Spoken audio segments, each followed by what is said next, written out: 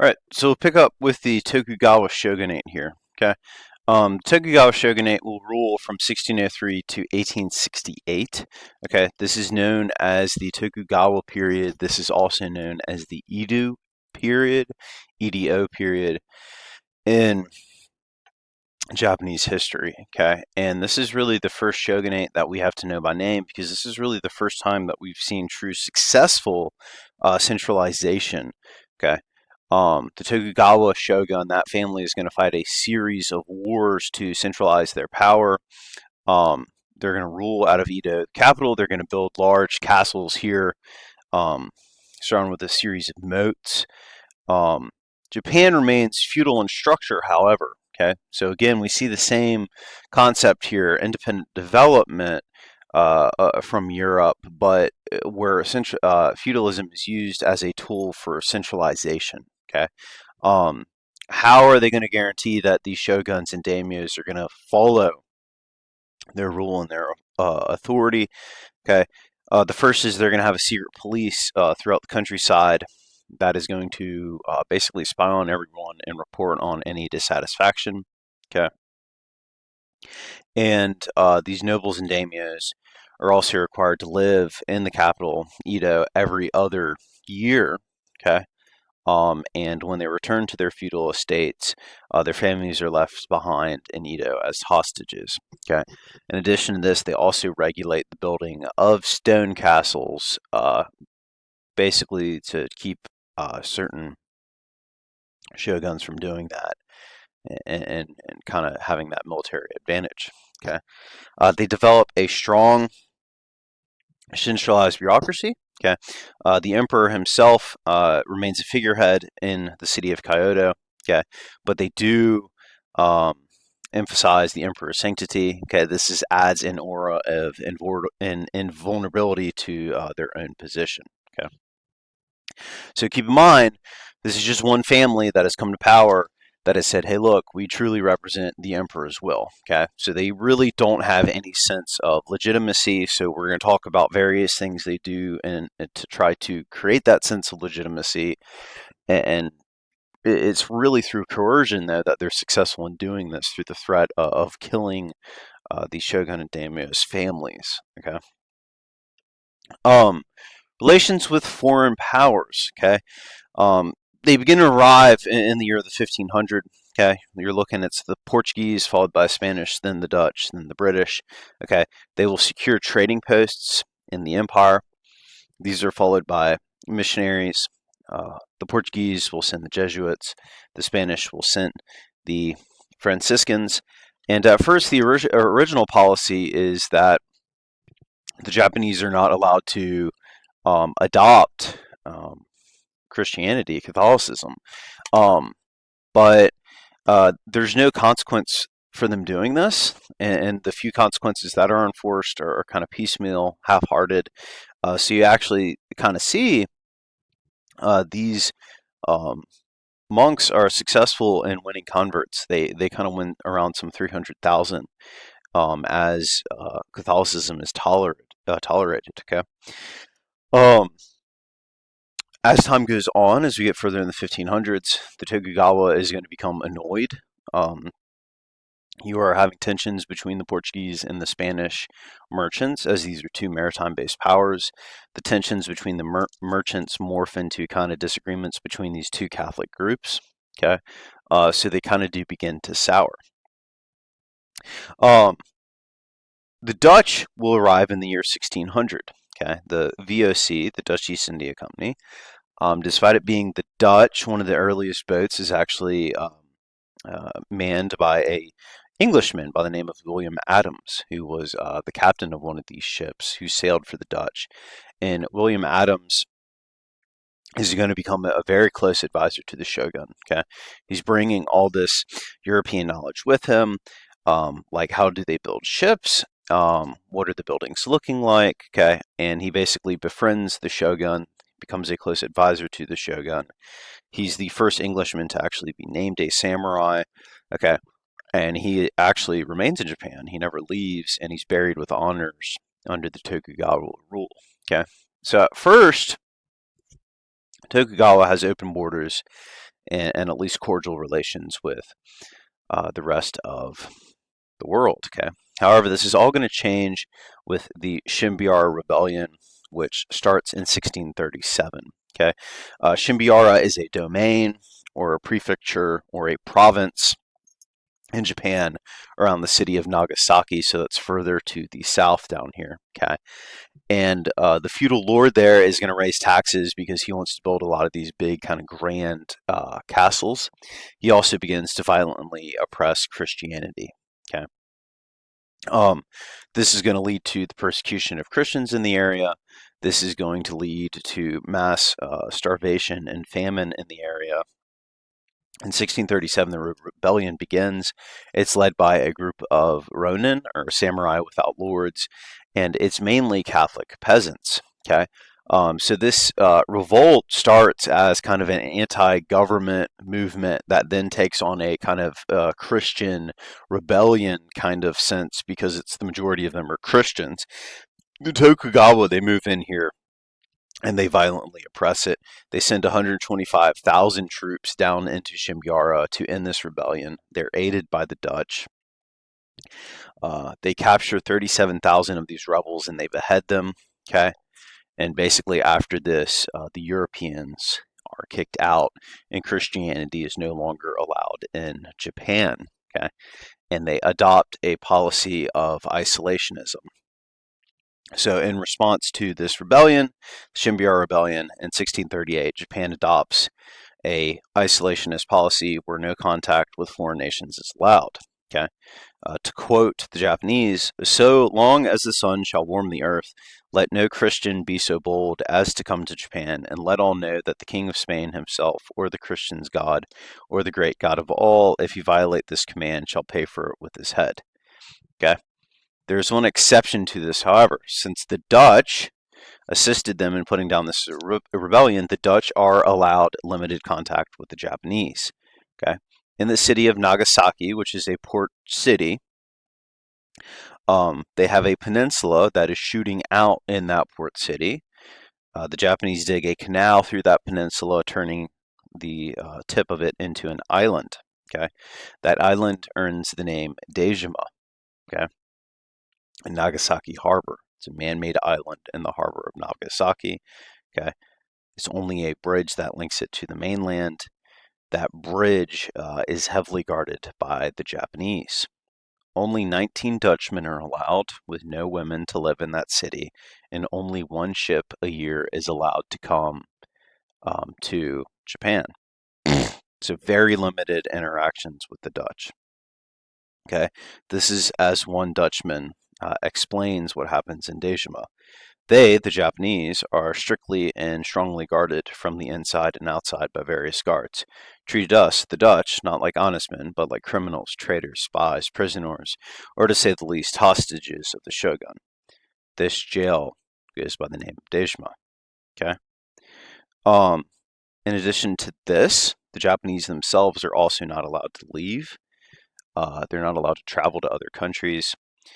The Japanese government limits the size of vessel, of boat that can be constructed. They only make boats large enough to go off the mainland to fish, but not to actually travel to other countries. However, Japan will not remain completely isolationist. Okay, they will remain diplomatic and economic relations with both China and Korea. Okay, but you basically see they kick the Europeans out. Economically, Japan is going to fundamentally change under the Tokugawa, right? With a centralized government, the government's going to build a series of waterways and roads that is going to basically connect all areas of Japan. This is going to allow them to move away from a manorial economy to a more mercantile or capitalist economy. Okay, the word we're going to use here is mercantile. I say mercantile, you think mercantilism. Two different things. Mercantile, we just mean more merchant-based because they do not take kind of the modern definition of capitalism, but it is a step in that direction. What trade? The trade of what commodity kind of allows this more mercantile economy to emerge? It's the rice trade. Okay, in Japan, you were able to buy on credit. and you basically had daily price quotations that were posted. Only 10% of Japan's land is actually arable. It can actually, only 10% of it can support agriculture. So basically, you kind of see this is the modern stock market, where you have these merchants that will buy rice in areas where there's a surplus, so they'll buy it for cheap, and then they'll transport rice to areas that have a deficit and sell it for a higher price. So you basically kind of have modern. Back then, it was like these rice merchants that kind of acted very similar to modern day stockbrokers. Okay. Um, you have improvements in irrigation and fertilizer and mechanical devices. Okay, this all allows for the amount of land under cultivation to double under the Tokugawa. Um, there's a lot we could talk about here that we're not going to get into, but kind of the gist of why we're talking about this is, well, if the amount of land has now doubled, this means you need they're producing more rice more efficiently. That means you need less farmers. So this frees up a lot of farmers who now need jobs. So you kind of have the emergence of kind of these village industries that in these manor economies, you have these rice farms. And then next to it, you have kind of these small workshops that are producing various items. What items are they growing and producing?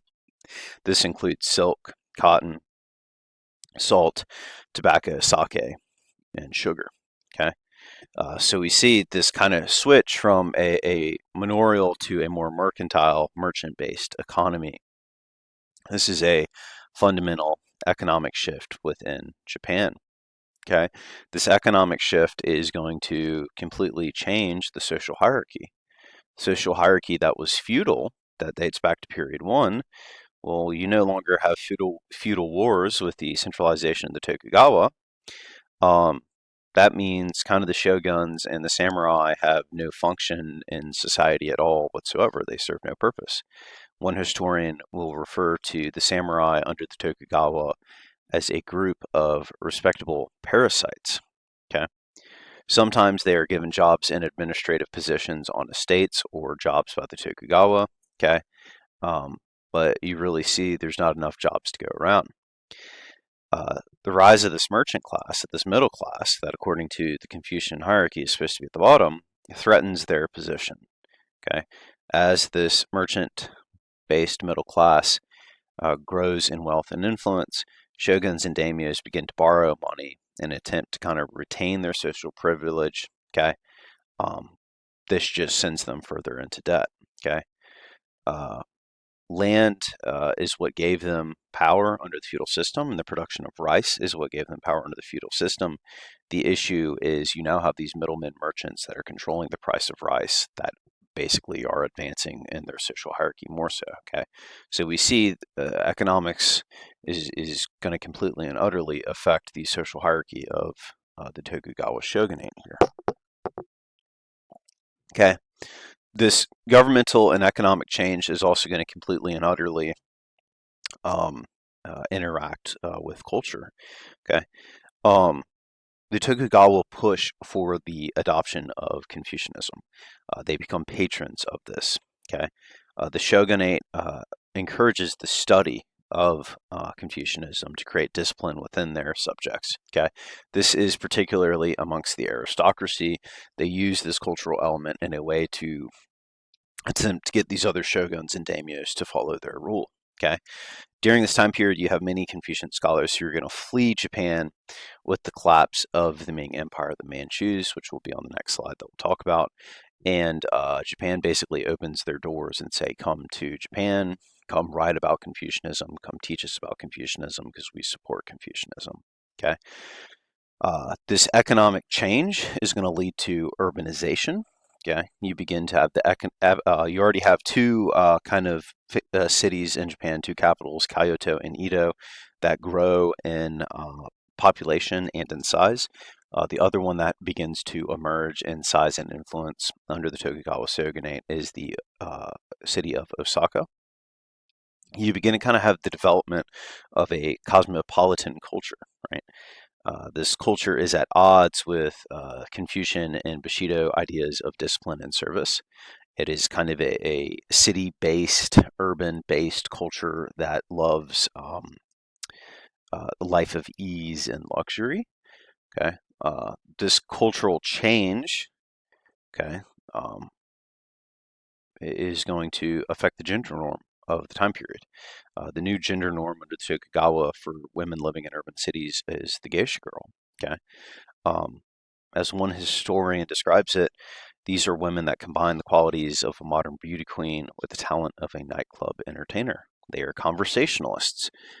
They were relatively educated, formed opinions and ideas on things, and were willing to speak their mind. Okay, they were also trained to sing and dance, and this was all about companionship. You had many men who would take out uh, um, geisha girls in the cities. Some of these men even had women and daughters back home. This was not a sexual relationship. This was all about companionship, as many of these men, their wives were docile and not opinionated, and interesting. It was something they had never experienced to be able to talk to a woman who had opinions on issues. Okay. In these urban centers, like any urban centers, you also do have the emergence of prostitution.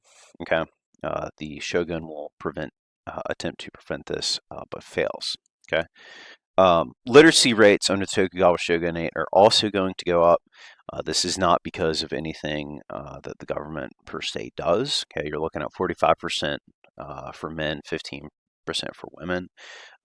Their centralization and the emergence of a mercantile economy does lead to the more availability of printed materials to read.